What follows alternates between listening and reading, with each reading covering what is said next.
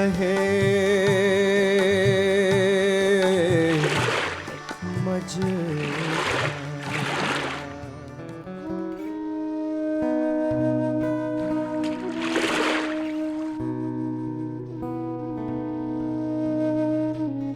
भागलपुर शहर जो पूर्वी बिहार में गंगा नदी के तट पर स्थित है।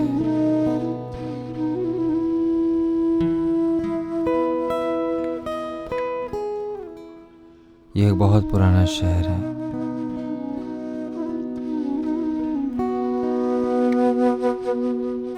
और एक समय पर एक संपन्न नदी बंदरगाह भी था।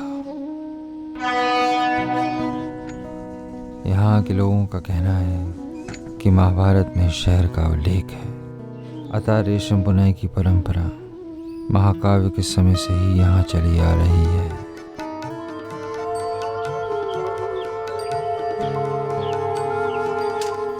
भागलपुर रेशम उद्योग का वर्तमान इतिहास लगभग 500 वर्ष पुराना है और ये कौशल पीढ़ियों से शिल्पकार को सौंपा जा रहा है। मेरा नाम है अजमल राही और ये काम में जो है मेरा अब्बा जो है यही काम करते थे, मेरा दादा भी यही काम करते थे। उसके बाद जो है फिर हम उसको कर रहे हैं। और ये लोकल काम जो हम लोग कर रहे हैं, लोकल काम हम लोग जो कर रहे हैं, दूसरे पार्टी के यहाँ से जो है महाजन होता है, शेर से लेते हैं हम लोग सूता बना करके, उसको सारा मटेरियल वही देता है, हम लोग बना करके देते हैं, उसका मजदूरी हम लोगों को मिलता है। किसी ज़माने में व्यापार का केंद्र माना जाने वाला पूर्वी भारत का ये शहर, जिसे सिल्क सिटी भी कहा जाता है, तो साद या टसर अपनी अनूठी परंपरा के लिए प्रसिद्ध है। शहर में उत्पादित कपड़े घरेलू और अंतर्राष्ट्रीय बाजार दोनों में प्रसिद्ध हैं। भागलपुर क्लस्टर रेशम वस्त्रों के उत्पादन और निर्यात में कर्नाटक के बाद सबसे ऊंचे स्थान पर है।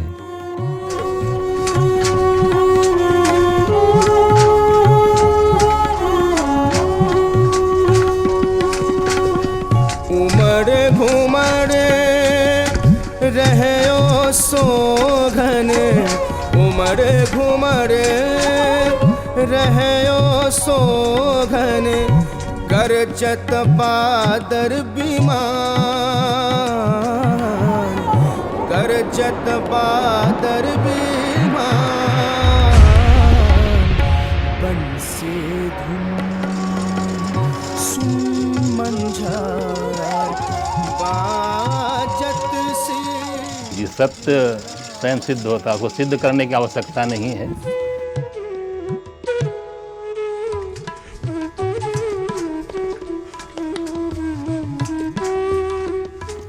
एक हैंडलूम चला करके पिताजी ने हम लोग को कॉलेज तक पहुंचाया। फिर क्या कहते हैं, इंटर में जाके फिर पढ़ नहीं सके। आर्थिक स्थिति इतनी दयनीय हो गई कि नाम कटवाना पड़ा या काट देगा। सिल्क भी बना लेते हैं, फाइन यार्न का भी काम हम लोग लोधीपुर में कर लेते हैं और मोटे यार्न का भी, कोर्स यार्न का भी हम लोग कर लेते हैं। यहाँ 2 झाँप से प्लेन वीव से लेकर के मल्टी ट्रेडल वीव का काम होता है। 12 पैडल 16 पैडल तक का काम होता है हमारे लोधीपुर में।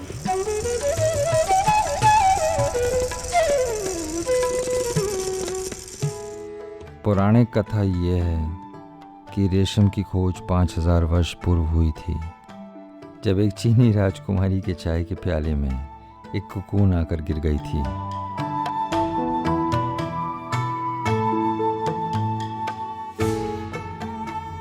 भारत में भी रेशम का लंबा इतिहास रहा है, जहाँ इसे राजसी गौरव और प्रतिष्ठा का प्रतीक माना जाता है और इसे एक शुद्ध कपड़े के रूप में धार्मिक अनुष्ठान और औपचारिक अवसरों के लिए इस्तेमाल किया जाता है।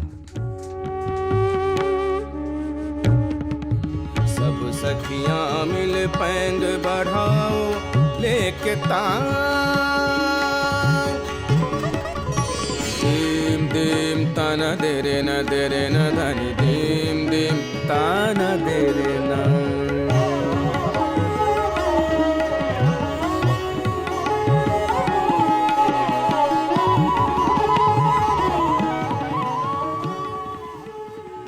हड़प्पा और चुन्हू दारों में हाल ही में पुरातात्विक खोजों से पता चलता है 2450 BC और 2000 BC के बीच सिंधु घाटी सभ्यता के समय वन रेशम कीट प्रजातियों से रेशम का रेशा पाया जाता था।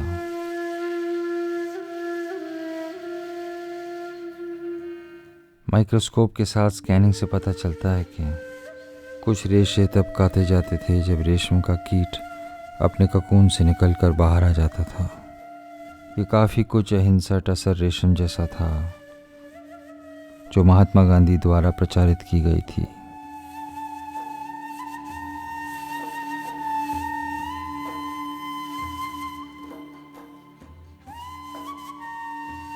सोलहवीं शताब्दी में टसर रेशम के उत्पादन की प्रक्रिया भागलपुर क्षेत्र में शुरू हुई। इस अवधि में सिल्क निर्माण का ज्ञान वहाँ के जीवन का एक तरीका बन गया।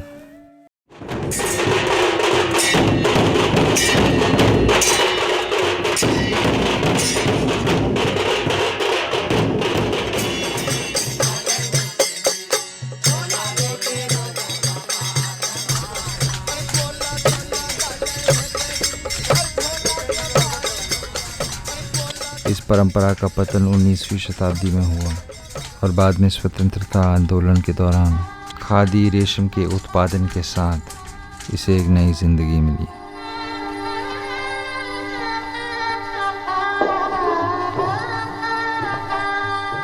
कई दशकों से भागलपुर रेशम वस्त्रों के निर्माण केंद्र के रूप में विभिन्न प्रकार के रेशम के लिए विश्व स्तर पर प्रसिद्ध है।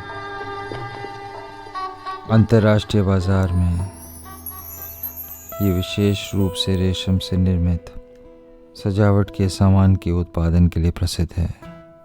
दोनों भारी और हल्की बनावट।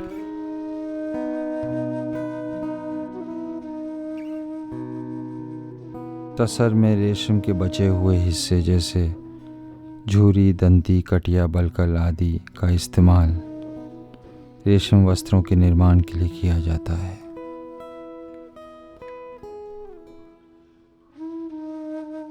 भागलपुरी तसर का एक अलग पहचान है। भागलपुर में मटका बनता है, तसर कटिया बनता है, तसर घिच्चा बनता है। उसके बाद ये साड़ी, तसर साड़ी में मालदही बहुत पहले हमारे पूर्वज सब बनाते थे, पर अभी नहीं बनता है। अभी हम लोग वेजिटेबल डाई में भी काम करते हैं, जिसे नेचुरल कलर निकालते हैं। प्याज का छिलका, आम का पत्ता, टेसू का फूल, गेंदा का फूल, इस सभी से हम लोग रंग तैयार करते हैं।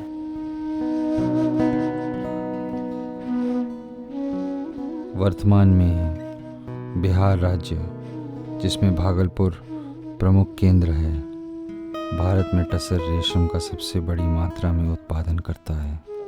6,694 हथकरघा घरों में 3,316 करघे भागलपुर में हैं।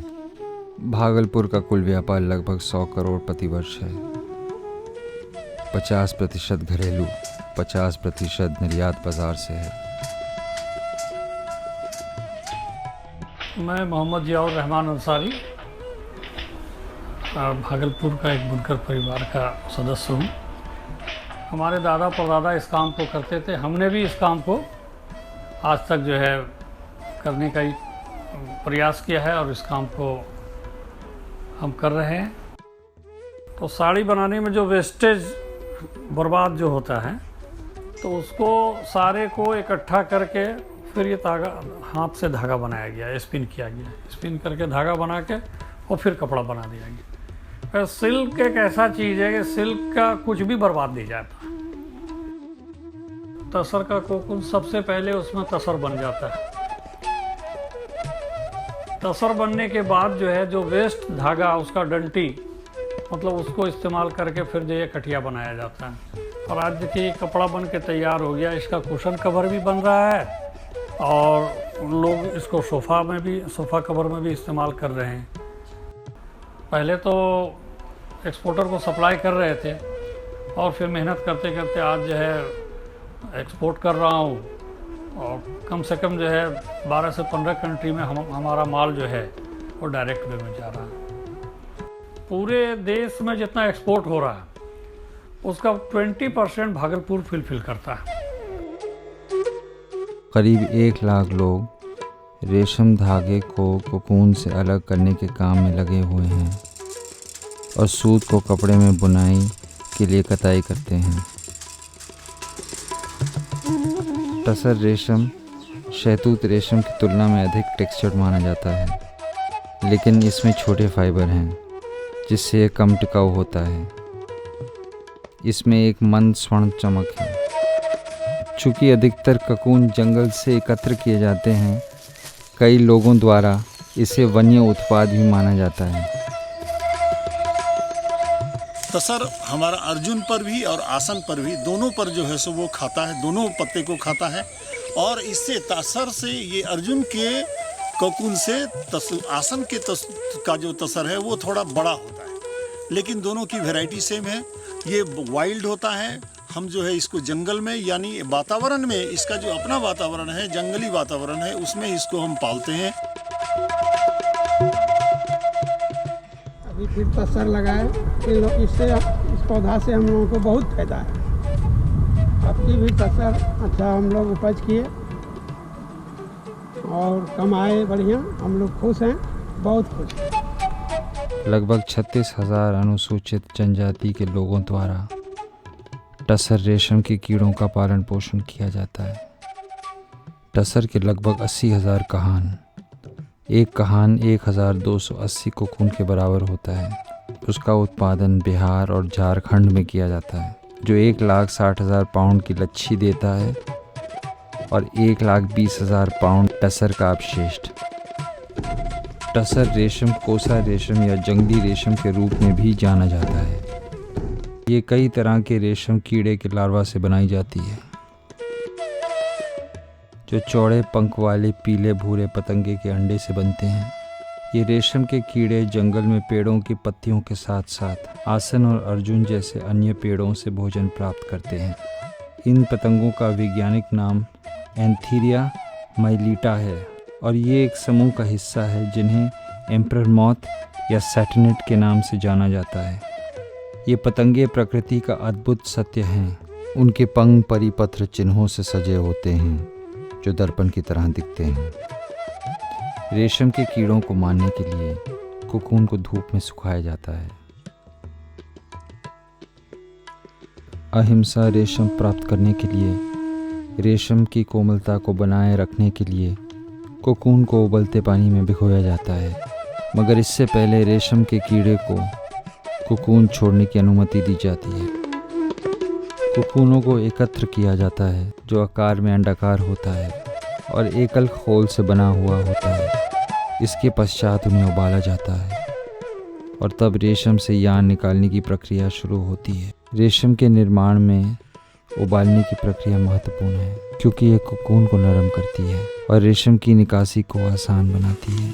परंपरागत रेशम उत्पादन में कोकून को अभी भी अंदर लार्वा के साथ उबाला जाता है, लेकिन अगर लार्वा छोड़ने के बाद कोकून को उबाला जाता है तो रेशम को गैर हिंसक रेशम या अहिंसा रेशम कहा जाता है।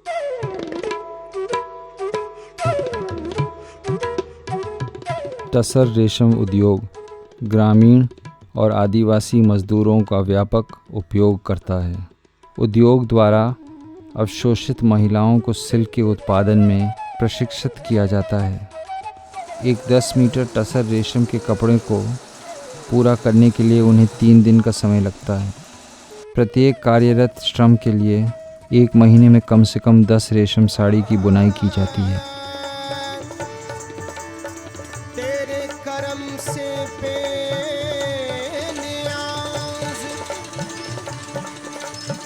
कौन सी शै मिली रही,